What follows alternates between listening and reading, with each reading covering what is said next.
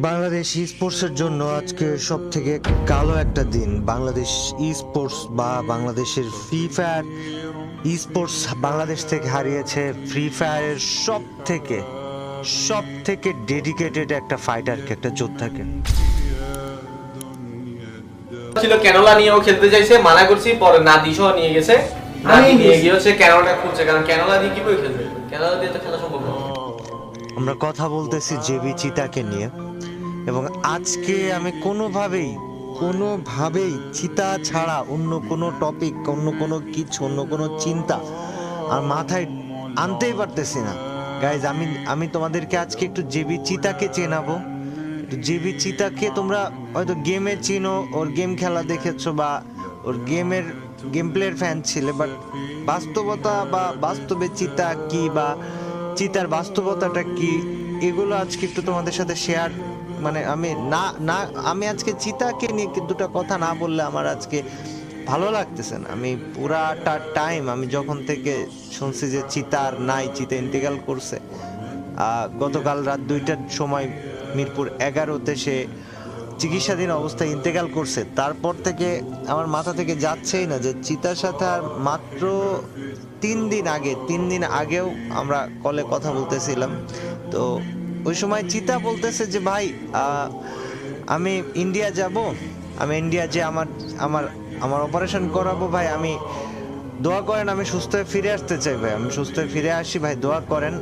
আমরা ভাই, মানে ও এই যে জব ব্রেকার স্কোয়াডটা, এটা বাংলাদেশের সব থেকে কনসিস্টেন্ট একটা স্কোয়াড।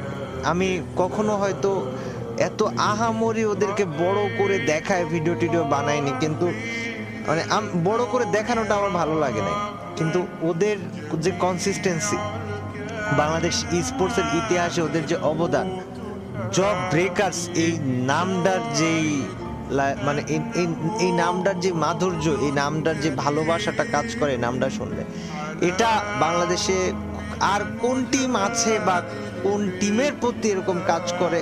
হয়তো অন্য টিমের প্রতি বাকিদের কাজ করতে পারে, বাট আমার ওরা বাদে আমার কারোর প্রতি এই ফিলিংসই কাজ করে না। এবং জব ব্রেকার্স আমার সাথে কানেক্টেড হয়েছে খুব কাকতালীয়ভাবে। তোমরা হয়তো যারা পুরাতন প্লেয়ার আছো, হয়তো যারা নতুন তারা জানবা না, এরা জানার কথাই না, যারা পুরাতন তারা জানবে যে জব ব্রেকার্স মানে ছিল নাইম আলমের স্কোয়াড। আর নাইম আলম আর আমার সম্পর্কটা ছিল একটু আলাদা রকমের, এবং নাইম আলম যখন ফ্রি ফায়ার ছেড়ে দেয়, জব ব্রেকার্স তখন মোটামুটি হারাই যায়, বলা চলে হারাই গেছিল, ওরা ছিল না, ওরা গায়েব হয়ে গেছে।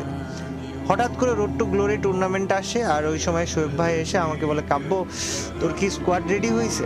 ততক্ষণে মিস্টার ট্রিপোলার, গেমিং উইথ তালহা বলো, জিকু ভাই বলো, জারাগা বলো, রোস্টেড বলো, মানে সব ইউটিউবারই তাদের টিম ফিক্স করে ফেলেছে। আমার তখনও কোনো টিম নেই, আমি প্যারাও নিচ্ছি না যে দূর, এটা নিব না, একটা টিমকে নিব না। বললো যে জব ব্রেকার্স আছে ফাঁকা। জব ব্রেকার্স ফাঁকা আছে মানে? যে জব ব্রেকার্স তো এখনো কারোর সাথে যায় নাই। তুমি কি বলো, জব ব্রেকার্স আবার খেলতেছে? হ্যাঁ, ওরা তো রিসেন্ট টাইমে ব্যাক করছে।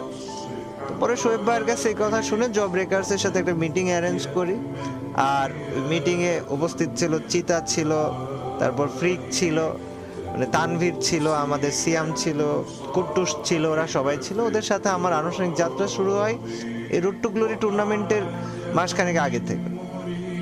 এর মাঝখানে আমরা রোড টু গ্লোরি টুর্নামেন্ট খেলি, হেরে যেতে যাই, মানে 5টা ম্যাচ, ভাবো যে 6 নম্বরেরও পরের পজিশনে আমরা আছি দাম করে। মানে এই যে 5টা ম্যাচ হচ্ছে, 5টা ম্যাচে ফ্রিকের বা চিতার একই কথা যে ভাই প্যারা নিন না, সমস্যা নাই, আমরা জব ব্রেকার্স ভাই, আমরা এক ম্যাচে খেলা ঘোরাই দিই। তো 6 নম্বর ম্যাচে দাম করে এমন একটা গেম প্লে হইলো যে আমার মনে হয় বাংলাদেশ ই স্পোর্টসের ইতিহাসে এটা অন্যতম একটা সেরা ম্যাচ আমার কাছে।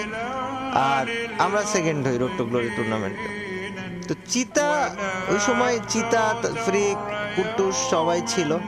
চিতার স্পেসিফিক ভাবে আমি যদি বলি, চিতার ইচ্ছা ছিল যে ওরা 2021 না 22-এর এফএফবিসিতে ওরা সেকেন্ড হয়েছিল, রানার্স আপ হয়েছিল। ওদের ইচ্ছাই ছিল বা চাহিদাই ছিল যে এফএফবিসিটা জিতবে, এফএফবিসি চ্যাম্পিয়ন হবে, ওদের সে অ্যাবিলিটি আছে। তো সিয়াম মূলত, আমি সিয়ামের সম্পর্কে একটু তোমাদেরকে আজকে বলি। সিয়াম হচ্ছে ইন্টারমিডিয়েটে পড়তো, যদিও ওর একটু গ্যাপ গিয়েছিল, না হলে এবার এসএসসি দিত। ও বয়স ছিল 20 বছর, আম্মার সাথে থাকতো, মাটি কাটাতে থাকতো, ইসিবি মাটি কাটার ওইখানে থাকতো। তো সিয়াম অসুস্থ হওয়ার পরে খুব বেশি দিন লাগে নাই, আমাকে আমাকে ফ্রিক জানায় যে ভাই সিয়াম তো এরকম অসুস্থ, ওর তো লাংস ইনফেকশন হয়েছে। আমি ওর সাথে কথা বলি, মানে জিজ্ঞেস করি কি অবস্থা। বিশ্বাস করো ভাই, মানে কসম খোদার, ও যে একটা ছেলে, ও যে একটা মারা গেছে, ও যে একটা ছেলে, ওর কথাবার্তা কোনো জায়গায় তুমি বলতেই পারবা না যে ছেলেটা অসুস্থ, মানে ও অসুস্থ, বা ওর কথার মধ্যে এরকম ধরনই নাই। এরা আসলেও অন্যরকম একটা ছেলে, একটা ফাইটার তো ফাইটারই, মানে